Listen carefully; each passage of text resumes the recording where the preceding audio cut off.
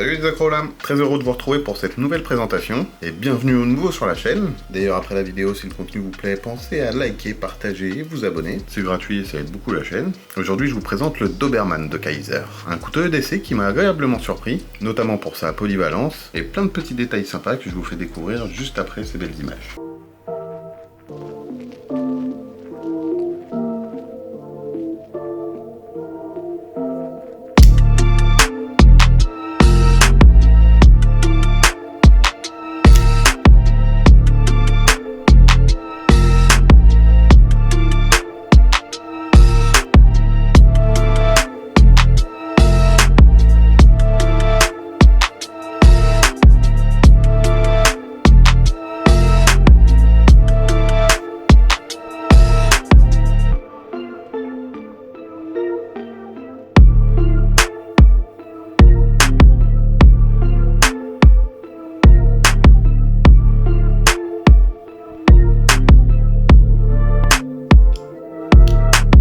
J'aime beaucoup le design de ce couteau. Il n'y a pas d'arête saillante, c'est fluide, la lame et les manches vont très bien ensemble. Et puis surtout, c'est pas qu'esthétique. Mais avant de faire le tour du couteau, voyons déjà ses caractéristiques. On a une longueur totale de 22 cm, une longueur fermée de 12,7 cm, une longueur de lame de 9,3 cm, une épaisseur de 3 mm, le tout pour un poids de 126 grammes. On est donc sur un couteau assez grand pour un EDC, mais ça permet d'avoir cette belle lame en 154 cm avec ce grand tranchant. Sur cette version, on a une finition satinée avec des marquages très discrets, d'un côté le logo et le nom de l'acier, et de l'autre côté uniquement le nom du modèle et du designer, très discret, collé aux manches, donc c'est sobre et beau, moi j'adore. Sur la lame on a également des thumb studs qui sont assez bien placés pour ne pas gêner l'utilisation de tout le tranchant, et qui pourraient gêner encore moins s'ils n'étaient pas là, étant donné qu'on a un flipper qui marche vraiment très bien.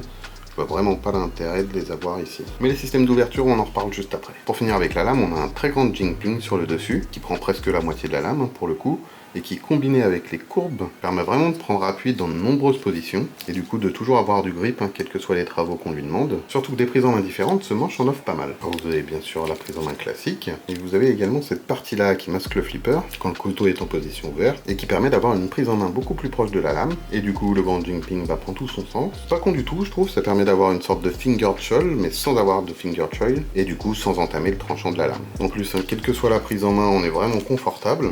Le couteau tombe vraiment bien dans la main. Les plaquettes en G10 offrent un bon grip. On a de quoi passer une petite dragonne au bout du manche. Mais il y a quand même un gros défaut, c'est ce clip en plastoc qui déjà n'offre pas du tout un port discret, qui n'est pas réversible forcément vu qu'on ne peut pas le bouger, mais surtout qui est assez imposant et mal placé à mon goût, parce qu'on le ressent assez bien quand on l'a en main. Alors c'est pas douloureux non plus, faut pas exagérer, mais on sait qu'il est là quoi. Et je trouve que c'est un petit peu dommage pour un couteau qui a tout misé sur la prise en main. Alors bien sûr ça rend pas le couteau inutilisable, loin de là, mais quand on a un grand couteau comme ça, très polyvalent, et qu'on a envie de travailler dessus, qu'on est gêné juste par un petit clip de merde, c'est un peu gênant. Sans ça le confort serait juste parfait. Surtout que c'est vraiment le seul point noir de ce couteau. Au niveau de l'ouverture et du verrouillage, on est sur du grand classique, mais qui marche très bien. Le flipper que j'aime beaucoup parce qu'il est très discret et très efficace.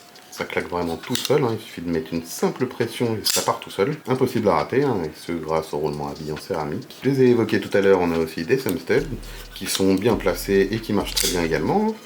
Ça, il n'y a pas de souci. Mais bon, honnêtement, vu qu'il y a le flipper qui marche tout aussi bien, pourquoi cumuler les deux? Pour moi, non seulement c'est inutile, mais en plus ça rajoute un petit détail pas très joli au couteau. Sur la lame qui plus est. Après c'est vrai que c'est la mode de multiplier les systèmes d'ouverture, toutes les marques le font, donc c'est pas très étonnant. Mais du coup ça commence à devenir un peu difficile de tomber sur des couteaux vraiment simples avec un seul système d'ouverture, celui qu'on aime, et ça devient un peu pénible. Côté verrouillage, le liner lock fait le boulot, il se verrouille très bien, il est facilement accessible grâce aux petites dents qui dépassent.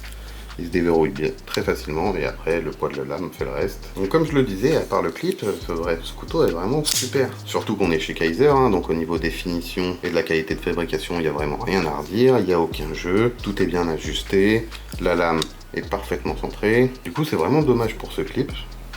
Ah si, il y a un autre petit détail également sur lequel ils auraient pu faire un effort, c'est que les platines n'ont pas du tout été ajourées. Ça c'est un petit peu dommage, ça aurait fait gagner quelques grammes et ça aurait pas été du luxe. Mais bon, on reste sur un poids qui est quand même totalement correct, donc ça reste qu'un détail. Voilà pour la présentation de ce petit Doberman. Pour conclure rapidement, on est sur un super couteau EDC, très polyvalent, avec une prise en main exceptionnelle. Il pourra se rendre utile dans énormément de situations, tout en étant très agréable à utiliser. Et on voit que tout est bien fait et de qualité, donc aucun doute à avoir sur la longévité. Le prix est assez accessible, hein, donc honnêtement, pour moi, il n'y a pas à se priver s'il vous plaît. Malgré les petits détails comme les platines qui sont pas ajourées ou le clip qui est franchement merdique, il faut le dire. Honnêtement, on est tellement bien quand on l'a en main après que ça nous passe vraiment au-dessus. J'espère que cette présentation vous aura plu. Si c'est le cas, pensez à mettre un petit like, un petit commentaire, à partager la vidéo. Si c'est pas déjà fait, pensez à vous abonner à la chaîne. Moi, je vous retrouve bientôt pour une nouvelle vidéo. Alors, il y en aura peut-être un petit peu moins, hein. Comme vous l'avez vu, j'ai baissé un peu de rythme. En ce moment, j'ai pas énormément de temps pour pouvoir m'occuper des vidéos. Donc, je vais peut-être changer un peu de façon de procéder et faire un peu moins de vidéos, mais avec plus de couteaux à l'intérieur. Du style 1 ou 2 vidéos par mois avec les couteaux que j'ai pu acheter ce mois-ci. Moi, ça me permettra de pouvoir dégager du temps que pour 1 ou 2 vidéos dans le mois. Et puis vous, ça vous fera des vidéos plus longues avec plus de couteaux. Donc n'hésitez pas à me dire ce que vous en pensez en commentaire. Mais il y a de grandes chances que ça se dirige par là en tout cas. Voilà, moi je vous laisse comme d'habitude avec des tests de coupe et des photos sympas du couteau. Et on se revoit très très vite. Ciao!